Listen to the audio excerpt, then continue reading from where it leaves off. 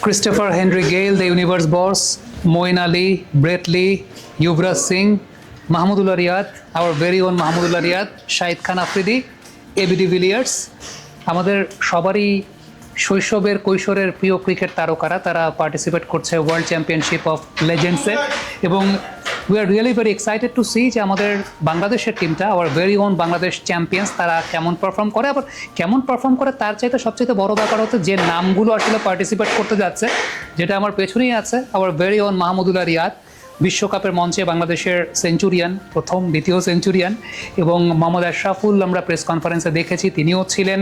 এবং আমি খুব ইন্টারেস্টিং যদি ব্যাটেলটা এরকম হয় যে ওই পাশে ব্রেট লি বোলিং করছেন, মোহাম্মদ আশরাফুল ব্যাটিং করছেন, সেই শৈশবের মানে স্কুল লাইফের সেই স্মৃতি আমার মনে আছে যে ব্রেট লি বোলিং করেছে, মোহাম্মদ আশরাফুল পুল করে ছক্কা মারছেন।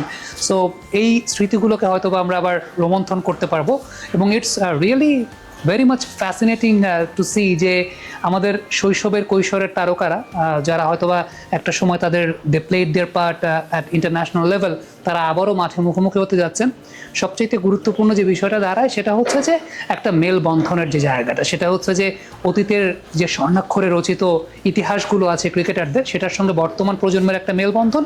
এবং দিন শেষে ক্রিকেটটা তো সবাইকে এন্টারটেইনমেন্ট দেয়, এন্টারটেইন করে, সেই এন্টারটেইনমেন্টের একদম ফুল অন এন্টারটেইনমেন্ট আমরা এই টুর্নামেন্টে উপভোগ করতে যাচ্ছি। Thank you.